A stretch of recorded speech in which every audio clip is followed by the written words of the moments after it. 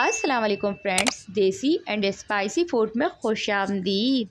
आज हम लाए हैं बहुत ही मज़ेदार सी रेसिपी, क्योंकि आज हम बना रहे हैं मज़ेदार सी मटका रबड़ी खीर, जो हम घर में बनाएंगे और बहुत ही जल्दी और बहुत ही झटपट से बना के उसको रेडी करेंगे और जायका उसका एकदम बिल्कुल लाजवाब होगा। तो आज तक आपने रबड़ी खीर शादियों में तो खाई होगी, लेकिन आज हम बनाएंगे उसको घर में। तो बस आज की रेसिपी तो उन लोगों के लिए ख़ास है जिनको पसंद है मज़ेदार सी रबड़ी खीर, जो बहुत ही कम बजट में और बहुत ही झटपट से बनके रेडी हो जाती है। तो वीडियो को आज आपने लाजमी एंड तक देखना है, बिल्कुल भी स्किप नहीं करना है। और वीडियो पसंद आएगी तो करना कुछ नहीं है, हमेशा की तरह लाइक ज़रूर करना है। तो चलें स्टार्ट करते हैं। सबसे पहले यहाँ मैंने फ्रेश मिल्क लिया था। आप कोई भी दूध इसके लिए इस्तेमाल कर सकते हैं, जो भी आपके पास पसंद हो आपको।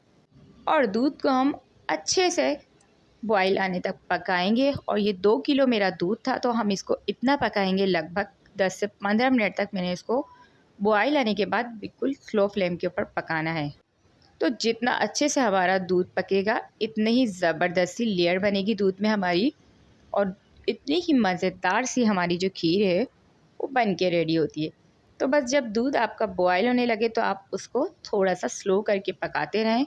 और साथ ही यहाँ मैंने 1 टीस्पून के करीब इलायची पाउडर शामिल किया था। तो बस 7 से 8 मैंने इलायची लेके उनके दाने, उनको बारीक मैंने पीस लिया था। तो बस वो हमने इसमें शामिल कर दिए थे, क्योंकि इलायची की खुशबू खीर के अंदर बहुत ही ज़्यादा अच्छी लगती है। तो ये हम लाजमी शामिल करेंगे। और बस इलायची के पाउडर के साथ हम इसको बिल्कुल स्लो फ्लेम पर पकाते रहेंगे और मज़ीद इसको गाढ़ा होने देंगे। तो यहाँ पर लगभग हमारी जो इलायची है 2 से 3 मिनट और मज़ीद हमने इसको पका ली थी, और बहुत ही मज़ेदार सी इसमें खुशबू आने लगी थी इलायची की। और अब हम इसके अंदर शामिल करेंगे चावलों का पाउडर। तो मैंने चावलों को सूखे ग्राइंडर में पीस लिया था। तो ये मेरे चावल हाफ़ कप के करीब चावल थे। तो आप इसको चाहे तो भिगोकर भी पीस सकते हैं। तो भिगोकर पीसने के लिए इसको काफ़ी टाइम चाहिए होता है। तो यहाँ मैंने बस इसको सूखे ग्राइंडर के अंदर हाफ़ कप चावल लेकर उसको हमने अच्छे से सूखे ग्राइंडर में इसका पाउडर बना लिया था और वो इसमें शामिल कर दिया था।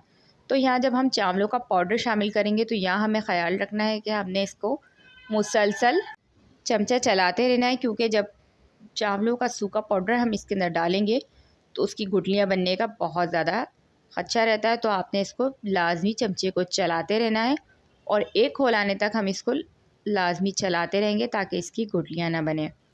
तो अगर चावलों का आप भिगो कर ग्राइंड कर रहे हैं तो उस सूरत में फिर आप कम से कम चावलों को 20 मिनट के लिए नीम गर्म पानी के साथ भिगोएं, और फिर आप उसका पेस्ट बनाकर भी इसमें शामिल कर सकते हैं। लेकिन अगर आपके पास टाइम कम हो तो आप इस तरीके से भी चावलों को ग्राइंड करके शामिल कर सकते हैं।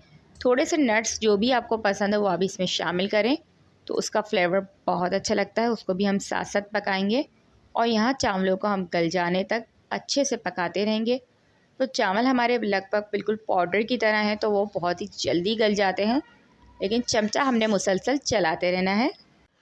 तो यहाँ पर ये देखें, ज़बरदस्त सा खोल आ रहा था और चावल हमारे फूलना शुरू हो गए थे। तो चमचे की मदद से मैं उसको हल्का हल्का सा मैश कर दिया था, ताकि वो ज़बरदस्त सी मज़ेदार सी हमारी एक गाढ़ी गाढ़ी सी खीर बनना शुरू हो जाए। तो यहाँ पर खीर हमारी मज़ेदार सी गाढ़ी होने लगी थी, और इसको पकते पकते तकरीबन 7 से 8 मिनट हो चुके थे, और बहुत ही मज़ेदार सी खुशबू आने लगी थी।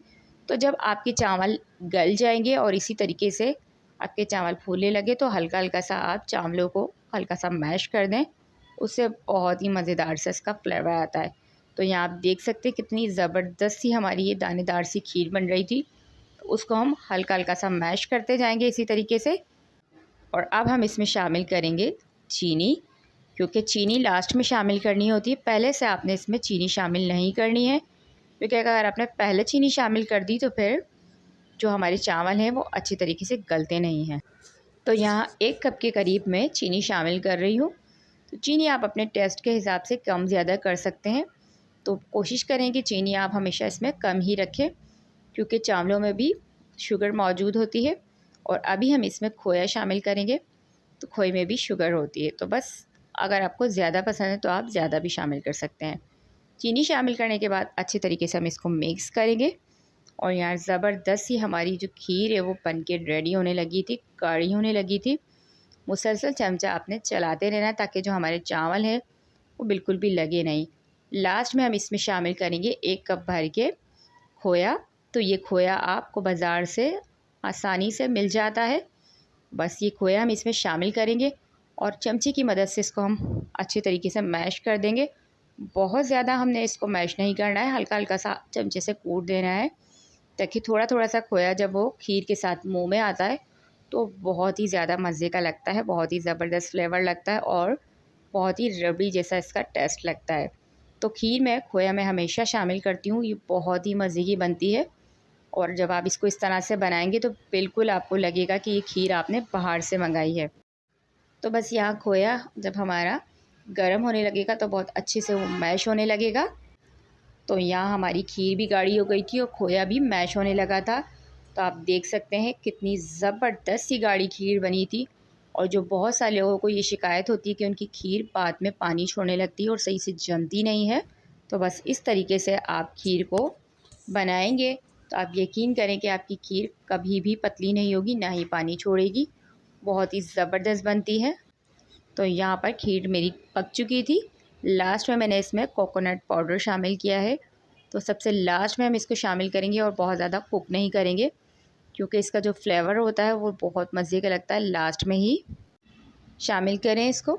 तो यहाँ बस हमारी मज़ेदार सी रबड़ी खोया खीर तैयार हो चुकी थी। तो आप इसकी शक्ल देख सकते हैं, इसकी थिकनेस देख सकते हैं कितनी ज़बरदस्त और कितनी गाढ़ी थी। आप इसको चाहें तो मट्टी के बर्तन के अंदर भी आप इसको जमा सकते हैं।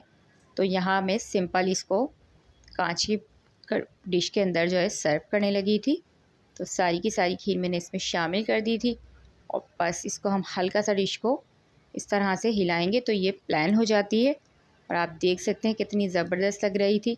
तो जो थोड़े बहुत नट्स आपको जो भी पसंद हो, जो आपके पास मौजूद हो, आप वो इसमें शामिल कर सकते हैं। और मज़ेदार सी हमारी ये मटका खोया कुल्फ़ी की तरह जो खीर है वो हमारी तैयार हो चुकी है, जो खाने में बहुत ही लजीज बनती है। और आप एक दफ़ा इसको बना के ट्राई करके देखें तो आप यकीन करें कि हर कोई आपकी तारीफ़ किए बगैर नहीं रह सकेगा। तो यहाँ खीर मेरी रेडी हो चुकी थी। इसको अब मैं फ्रिज में रखूँगी और इसको ठंडी करके खाने में बहुत ज़्यादा मज़े की लगती है। तो यहाँ मेरी खीर जो है वो लगभग ठंडी हो चुकी थी और ठंडी ठंडी खीर को हम इंजॉय करेंगे। बहुत ही मज़ेदार ये हमारी खोया खीर बनके रेडी हुई थी। तो आपने भी अगर इसको एंजॉय करना है तो जल्दी से जाइए, बनाइए, ट्राई कीजिए और मुझे लाजमी बताना है आपने कि आपको ये मज़ेदार सी रबड़ी खीर की रेसिपी कैसी लगी। तो इंशाल्लाह मैं मिलती हूँ आपसे एक और मज़ेदार सी रेसिपी के साथ। तो जब तक कि आपने रखना है अपना बहुत सारा ख्याल और मुझे रखना है दुआओं में याद। इंशाल्लाह मिलते हैं एक और मज़ेदार सी रेसिपी के साथ। तो जब तक के लिए अल्लाह निगहबान।